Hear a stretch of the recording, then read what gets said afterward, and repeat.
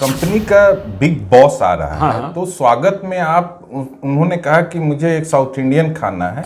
अब सोचिए उस घटना के बाद हाथ पीछे और सर नीचे करके मैं एक बिहारी उनके सामने खड़ा था कि सर, अब उसके बाद मेरे पास कोई दलील नहीं बच जाता। आप सिवान गोपालगंज चलिए, हर घर से एक लड़का गल्फ में है। साइंस कॉलेज के फिजिक्स लेबोरेटरी के सामने से जब वो दंपति गुजरते हैं तो उनकी पत्नी ऑलमोस्ट वोमिट कर देती हैं। सर, एक्सपोजर रहेगा तब तो आप मर्सिडीज मांगिएगा, नहीं तो एक साइकिल पर ही खुश रह जाइए। नमस्कार, मेरा नाम ज्ञानेश्वर है और आप देख रहे हैं लाइव सिटीज।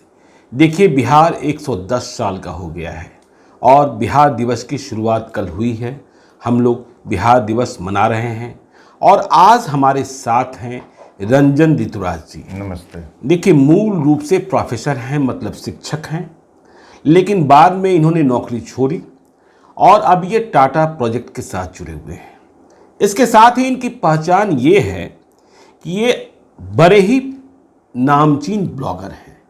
सोशल मीडिया पर लिखते रहते हैं, दालान नाम से ये ब्लॉग लिखते हैं। तो रंजन ऋतुराज को आज हमने इसलिए बुलाया कि ये बिहारियत की बात करते हैं, बहुत तीखी टिप्पणी करते हैं। तो बिहार दिवस की शुरुआत जब कल हुई तो इन्होंने एक लंबा पोस्ट लिखा। रंजन जी, मैं सही हूँ? जी हाँ। और इन्होंने जो कहा, मुझे लगा कि इनसे चर्चा की जानी चाहिए। अच्छी अच्छी बातें तो हो रही है, लेकिन साथ में हम सुधरेंगे कैसे। तो रंजन ऋतुराज जी ने जो कल लिखा उसमें जो इनके शब्द थे, पहले मैं 4 पंक्तियां पढ़ता हूं। बिहार में सिर्फ 2 ही चीज है, समाजवाद या सामंतवाद। मतलब रंजन ऋतुराज यह मानने को तैयार नहीं है कि बिहार में विकासवाद की भी कोई बात करता है। आगे रंजन ऋतुराज लिखते हैं दालान में, समाजवाद या सामंतवाद ये 2 चीजें हैं। आगे तारी और नाच है। मस्त रहिए, पॉकेट ढीला हो गया हो तो झोला उठाइए और ट्रेन पकड़ लीजिए। कहाँ जा रहे हो लोग पूछेंगे तो बता दीजिए सूरत। क्यों जा रहे हो तो बता दीजिए कमाने।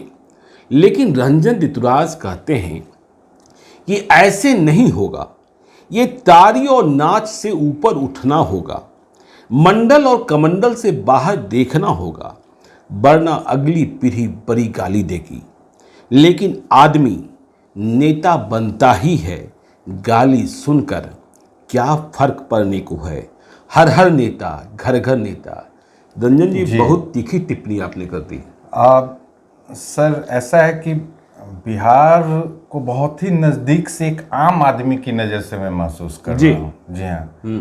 तो एक आम आदमी जिसके पास एक छत है, लेकिन छत के अलावा भी बहुत सारी ज़रूरतें होती हैं, उसी नज़र से मैंने लिखा है। बहुत सारे लोगों के पास छत भी नहीं है। जी हाँ, छत नहीं है। और अब समाज बहुत चेंज हो गया है सर। अब आप जो मर्सिडीज अमेरिका या जर्मनी में आज लॉन्च हो रही है, उसकी तस्वीरें आज गोपालगंज में भी बच्चे देख रहे हैं।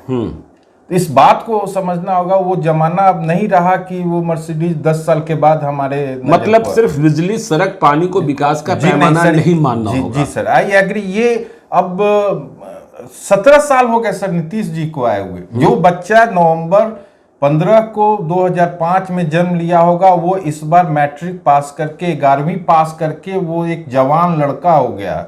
जो जिस दिन लालू जी ने इसी मार्च 1990 में जिस दिन उन्होंने शपथ लिया, आज वो लड़का जिस दिन उनके शपथ के दिन जिस लड़के का जन्म हुआ होगा या लड़की का जन्म हुआ होगा, वो आज 32 साल के हो गए सर। ठीक है, इस बात को हमें समझना होगा। रंजन जी, मैं शुरुआत करता हूं। आप एक बात कहते हैं और अपनी जिंदगी का किस्सा बताते हैं कि जब आप प्रोफेसर थे और बाद में आपने नौकरी छोड़ी और आपने सोचा कि बिहार लौटते हैं। जी सर। लेकिन बिहार लौटने का फैसला आपने नीतीश कुमार के नाम पर, नीतीश कुमार को नेता मानते हुए, नीतीश कुमार को बिहार के मुख्यमंत्री के रूप में देखते हुए लिया था। जी हाँ सर। लेकिन जैसे ही आपने गाड़ी पकड़ी, आपको धक्का लग गया। क्या हुआ था सर? 25 मई 2013 को मैंने नोएडा के engineering college, the most respected engineering college से रिजाइन करके मैं पटना आया और जून 2013 में नीतीश जी भाजपा से अलग हुए। और मैं एक बहुत ही सेकुलर आदमी हूँ। इसके अलावा लेकिन सेकुलरिज्म एक विचारधारा होती है, उससे मेरा जीवन यापन नहीं चलना। जीवन यापन मुझे विकास से चाहिए। और मेरे लिए वो बहुत बड़ा शौक था कि जिन 2010 में जिस गठबंधन को 3/4 वोट मिला सर, उस गठबंधन की राहें अलग हो गई। और वो अब चूंकि मैं छोटे मोटे राजनीतिक परिवार से आता हूं, तो मुझे पता था कि उनका अगला कदम क्या होगा। और वो कदम कहां तक पहुंचा, वो पिछले 10 साल का इतिहास सबको पता है सर, 9 साल का। नहीं, आपका कहने का मतलब ये है कि जैसे ही आपको ये लगा कि नीतीश कुमार लालू यादव के साथ मिलने जा रहे हैं, तो आपको धक्का लगा था? सर, लालू यादव के साथ मिलने जा रहे हैं ये तो 2013 में नहीं था, लेकिन 2014 में मेरे मित्र एनडीटीवी के संपादक अभी हैं रवीश कुमार जी, उन्होंने नीतीश जी को बोला कि आप रंजन जी से बात कीजिए। और मैं नीतीश कुमार से मिला, 3.5 घंटे की 1-to-1 मेरी मीटिंग हुई। और जब मैं रिटर्न हो रहा था तो मैंने नीतीश जी का पैर छूते हुए मैंने बोला था कि सर, आप एक बहुत बड़ी गलती करने जा रहे हैं। और 2017 में नीतीश जी अलग हो गए लालू जी से। चलिए ठीक है, आपने नीतीश कुमार से मुलाकात की, उन्हें गलती की ओर इशारा भी किया था। आपने कल वाले पोस्ट में ये लिखा कि देखिए, हम बिहारियत अपने भीतर जब तक नहीं लाएंगे तब तक बिहार आगे नहीं बढ़ सकेगा। तो आप यह भी कह रहे थे, और मैं भी महसूस करता हूं कि जब लोग बिहार के बाहर होते हैं, बिहार के लोग, तो वे बिहारी कहलाते हैं जी। लेकिन जैसे ही वे बिहार में प्रवेश करते हैं तो कोई भूमियार हो जाता है, कोई चमार हो जाता है, कोई राजपूत हो जाता है, कोई ब्राह्मण हो जाता है। लेकिन आपने तो यह बात कही कि जो बाहर भी रहने वाले लोग हैं वे भी बिहार के लिए नहीं लड़ते हैं।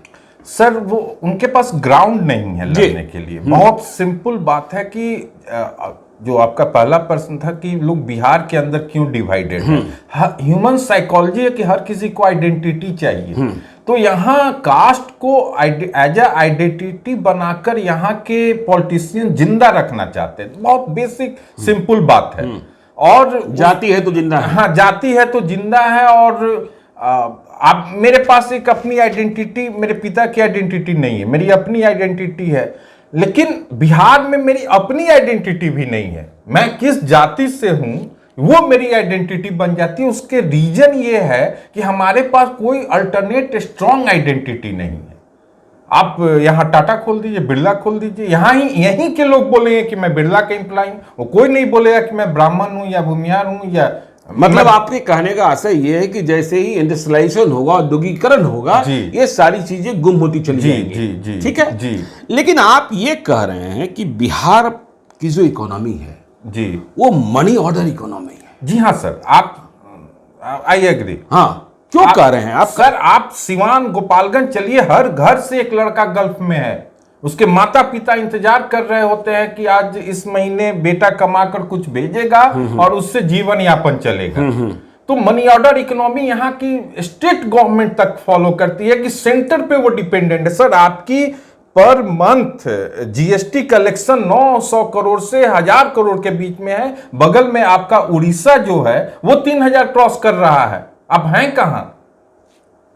ठीक है, तो आप ही तो कहते हैं ना कि बिहार के लोग सिर्फ बायर है, प्रोड्यूसर है नहीं। जी है ही है sir.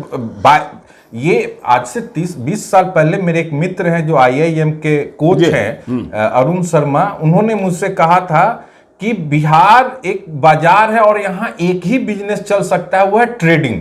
The average person is here, जो बिजनेस में लोग हैं वो यहाँ पे सिर्फ ट्रेडिंग का काम कर रहे हैं। इस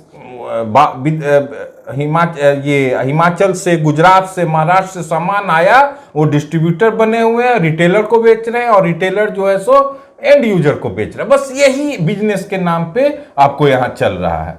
अच्छा, देखिए, आप यह भी कह रहे हैं कि बिहार के लोग जो हैं, बिहार के लोगों को ही आगे नहीं बढ़ने देना चाहते हैं। आपने यूपी का उदाहरण दिया, एक सीनियर ऑफिसर के बारे में कहा कि एक आपके जानने वाले ने कहा कि वहां मिल गए यूपी वाले, तो उन्होंने इतना मार्क्स दे दिया कि जिस कारण से वो आईपीएस बन गए। जी हाँ, लेकिन बिहार में ये बिहारियत नहीं है फीलिंग। हाँ। लोग पहले से इंजेक्टेड है सर।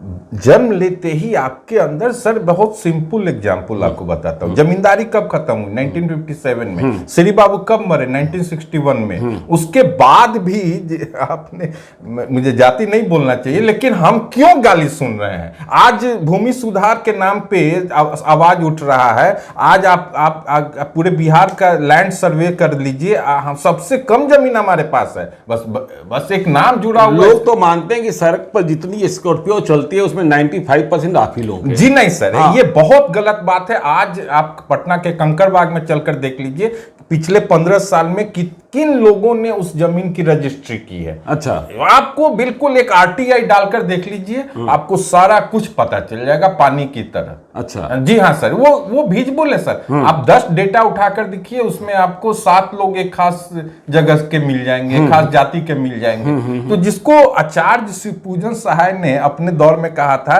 सरकारी जात, बिहार में अल्टरनेट नहीं है। बिना मतलब आपको कमाना धमाना है तो सरकार पे डिपेंडेंट होना है।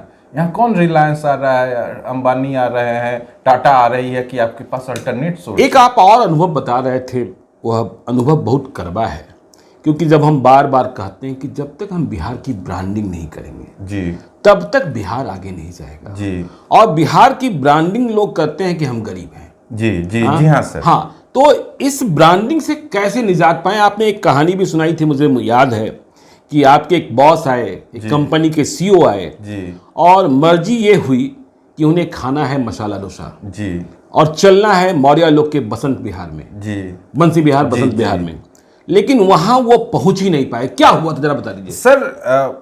कंपनी का बिग बॉस आ रहा है, हाँ। तो स्वागत में उन्होंने कहा कि मुझे एक साउथ इंडियन खाना है, तो XYZ प्लेस पर ले गया और बिहार का जो पटना का गौरव शॉपिंग कॉम्प्लेक्स है, आपका मौर्य लोक शॉपिंग कॉम्प्लेक्स, वो पूरा पेशाब के दुर्गंध से बिल्कुल आप कोई भी आम आदमी गैर बिहारी वहां से गुजर नहीं सकता था। अब सोचिए, उस घटना के बाद हाथ पीछे और सर नीचे करके मैं एक बिहारी उनके सामने खड़ा था कि सर, अब उसके बाद मेरे पास कोई दलील नहीं बच जाती। सर, आप पूरे जितने भी 30 राज्य हैं, उन राज्यों की राजधानी, गरीब से गरीब आदमी भी ईद, बकरीद या फिर सर होली में बढ़िया कपड़ा पहनता है, अपने घर के आगे कुछ नहीं है तो गोबर से लिपकर साफ सुथरा रखता है। आपने पटना का क्या हाल बना रखा है सर? बाईपास उस पार जाकर आप नहीं रह सकते हैं। 10 फीट की सड़कें हैं। मैं बिजली का काम वहां किया हूं। लोग 40 लाख 50 लाख रुपए कट्ठे जमीन खरीद के 1 करोड़ का घर बनानी है, लेकिन बांस और बल्ला पे उनके यहाँ बिजली था। और आप दूसरी एक कहानी बता रहे थे कि आपके एक जानने वाले IFS, इंडियन फॉरेन सर्विस के अधिकारी, बिहार के रहने वाले, पटना के रहने वाले, साइंस कॉलेज के स्टूडेंट रहे, उनकी शादी होती है यूपी की एक लड़की से। जी सर। और जब वे पटना आते हैं अपनी पत्नी के साथ, तो उनकी मर्जी होती है कि चलकर साइंस कॉलेज दिखाएं। जी सर। क्या होता है? और साइंस कॉलेज के फिजिक्स लेबोरेटरी के सामने से जब वो दंपति गुजरते हैं तो उनकी पत्नी ऑलमोस्ट वोमिट कर देती हैं सर। अच्छा। क्योंकि सर, अब जो आदमी एक साफ सुथरे, उसने तो कल्पना किया कि मैं एक IFS से शादी कर रही हूं, जो ऑक्सफोर्ड, मतलब पटना यूनिवर्सिटी को ईस्ट का ऑक्सफोर्ड कहा जाता है, वहां की एलुमनाई, तो उस लड़की के अंदर इच्छा हुई कि हम जाकर साइंस कॉलेज देखें, जिससे न जाने हमारे दौर में सर 50 से ऊपर IITian हर साल सिर्फ साइंस कॉलेज से निकलते थे। और वहां जाकर उसने देखा कि यहाँ तो पेशाब की दुर्गंध आ रही है। और ये बात सच्ची है, लोग शिकायत करते हैं। हाँ, अब चूंकि आपका फोर्स है, पॉलिटिशियन है, मिडिल क्लास नहीं सर, समाज मिडिल क्लास से चलता है। आप मिडिल क्लास को रहने लायक किसी भी जाति धर्म, मिडिल क्लास कुछ नहीं सोचता। आज इंटरकास्ट मैरिजेज चालू हो गई हैं। कब तक आप मंडल कमंडल लेकर दौड़ते रहेंगे? दूसरी बात, आप बिहार के राजनेताओं के बारे में टिप्पणी कर रहे थे, बिहार के अधिकारियों के बारे में बता रहे थे कि जब दूसरे प्रदेश के नेता और अधिकारी दिल्ली पहुंचते हैं तो उनके पास अपने प्रदेश के डेवलपमेंट का एक रोड मैप होता है। जब वे किसी प्राधिकारी से मिलने जाते हैं या किसी मंत्रालय में जाते हैं तो वे अपने प्रदेश के लिए कुछ हासिल करने की कोशिश करते हैं। बिहार के लोगों के बारे में आपका क्या? सर, आज से 20 साल पहले की ये घटना है। मेरा एक मित्र केंद्र सरकार में था, उसने मुझसे कहा कि देखो जब साउथ इंडियन पॉलिटिशियन आते हैं तो किसी कलर, किसी चपरासी से मिलने में उनको झिझक नहीं होती है, क्योंकि बहुत सारा फाइल नीचे वाले लेवल से ऊपर तक जाता है और नीचे बैठकर एक एमपी, साउथ इंडियन एमपी एक कलर के केंद्रीय सचिवालय में एक कलर के सामने बैठकर अपने फाइल, अपने स्टेट के, इसका एक एग्जांपल बताता हूं। 99 में शरद पवार राजनीति मतलब सत्ता से अलग हट रहे थे, हटने के एक रात पहले तक बैठकर वो बारामती में दूध से रिलेटेड प्रोजेक्ट्स का क्लियर कर रहे थे। उनको पता है कि कल मैं इस कुर्सी पे नहीं रहूंगा, तो जाने के पहले कम से कम अपने क्षेत्र को मैं कुछ देते हुए जाऊं। और बारामती को उन्होंने कहां पहुंचा दिया वो सबको पता है सर। कोई ऐसा मिल्क प्रोडक्ट नहीं है जो बारामती से नहीं, ऐसा बिहार में क्यों नहीं हो सकता है सर? तो क्या लगता है कैसे होगा सर? ये पहले तो हमको पॉलिटिकल जो नई लीडरशिप, एक छोटी सी बात, अभी भी हमारे पास जितने भी नेता हैं वो 1974 मॉडल है, एक्सेप्ट रामविलास पासवान, आपको लालू जी, नीतीश जी और सुशील मोदी। ये पूरा जो पॉलिटिकल फुटबॉल है इन्हीं 1974 वाले नेताओं के इर्द गिर्द घूम रही है। और सर 12 साल में एक युग बदल जाता है, हमारी आपकी अपनी सोच बदल जाती है। आप भी पेरेंट्स हैं सर, बच्चे की इतनी अलग दुनिया, बच्चे आते कहाँ हैं, वापस आते कहाँ हैं? वापस जो +2 कर, चलिए चलते चलते हम लिट्टी चोखा की बात कर लेते हैं। मसाला डोसा की बात कर ही ली जी, कि आपने कहा कि पटना में कहीं लिट्टी चोखा खाना हो तो कहाँ जाए, यह संकट होता है। जी हाँ सर, लेकिन आप बता रहे थे वही नोएडा में, जी नोएडा में मर्सिडीज भी जी, और वही बिहारी, हाँ वही बिहारी, आप कोई विनोद नाम बता रहे थे, विनोद हैं, मुजफ्फरपुर के विनोद साव हैं। हाँ। आप सर जाकर देखिए, उनके दुकान के आगे 10 मर्सिडीज खड़ी मिलेंगी, लेकिन वो बिहार लौटना नहीं चाहता। ये एक भ्रम है कि समाज के खास तबके के लोग बिहार नहीं लौट रहे, हर तबका का लोग बिहार नहीं लौटना चाहता है। अच्छा रंजन जी एक बात बताइए, देखिए बहुत बात होती है बिहार में भ्रष्टाचार कि नेता बहुत भ्रष्ट है, लेकिन आपको लगता है कि बिहार के नेताओं का भ्रष्टाचार का भी कोई पैमाना है कि वो मांस भात और तरकारी सब्जी में उलझकर खत्म हो जाते हैं? सर एक्सपोजर रहेगा तब तो आप मर्सिडीज मांगिएगा, नहीं तो एक साइकिल पर ही खुश रह जाइएगा। अच्छा जी हाँ, एक बड़े नेता का मैं कोटेशन दे रहा हूँ। उन्होंने कहा कि दिल्ली में हम गए तो पहली दफा सांसद बने हुए थे और पहली दफा हम एक कार में इंडिया गेट पर हुकुमदेव नारायण यादव की आप बात कर रहे हैं जी, मैंने कार में देखा कुत्ता को देखा। एक्सपोजर ही नहीं है। हाँ। सर बात नेताओं की नहीं है, हमारे पेरेंट्स को भी एक्सपोजर नहीं था और लोग होने नहीं दिए। और जब तक सर विजन दो ही चीज से आती है, या तो घूमने से या पढ़ने से, बहुत क्लियर। दूसरी बात आप एक और बात अंतिम चलते चलते कह देते हैं, पूछ लेते हैं आपसे, चूंकि आपका अनुभव रहा है कि आप कॉर्पोरेट कम्युनिकेशन में रहे हैं जी। आप कह रहे हैं कि बिहार के जो बड़े नौकरशाह हैं, बड़े अधिकारी पदाधिकारी हैं, उनके यहाँ भी ILS, जिसे हम इंडियन लियाजनिंग सर्विस कहते हैं, अब उसके लिए भी बिहार के लोगों की जगह नहीं है। जो बड़े अधिकारी पदाधिकारी हैं वहाँ दिल्ली वाले, यदि हम ILS न कहें दलाल कहें, तो उनका कब्जा हो गया है। सर वो पॉलिश्ड है, आपसे ज्यादा बेटर एडवांस हैं। हाँ। वो उनके सीक्रेट्स को मेंटेन रख सकते हैं। हाँ। आपकी तरफ फुहर नहीं है। बेसिकली कहीं ना कहीं सर हम जेनेटिकली कमजोर हैं। नहीं तो सर 40 सांसद आप नीतीश जी बनवा नहीं सके पटना यूनिवर्सिटी को केंद्रीय विद्यालय। हाँ, वो तो विशेष दर्जा कहां से दिलवाएंगे राज्य का? जी सर हिम्मत होता है। तो ये कैसे निकलेंगे तारी और नाच से? तारी और नाच से निकलना होगा सर, ये दो चीज होगा, टॉप डाउन अप्रोच या बॉटम अप। या तो नीचे से विद्रोह होगी, तो नीचे से विद्रोह नहीं हो इसके लिए लोगों को एक्सपोज नहीं किया जा रहा है, लोगों को वो चीजें बताई नहीं जा रही। और टॉप से कुछ होने जाए, टॉप बस बिजली सड़क पानी BSP तक रह गया है। चलिए रंजन जी से आज हमारी बातचीत हुई। दालान ब्लॉग इनका देखिएगा, पढ़ते रहिएगा, बहुत तीखा लिखते हैं और बिहार की कड़वी सच्चाई को उजागर करते हैं। समय समय पर हम इनके साथ कनेक्ट होते रहेंगे। तो आज के लिए इतना ही। आप चलते चलते यदि अब तक आपने हमारे YouTube चैनल लाइव सिटी को सब्सक्राइब नहीं किया है तो जरूर कर लीजिएगा। और यदि इस वीडियो को आप फेसबुक पेज के माध्यम से देख रहे हैं तो पेज को लाइक कीजिएगा। ट्विटर पर भी हमें फॉलो कीजिए। धन्यवाद।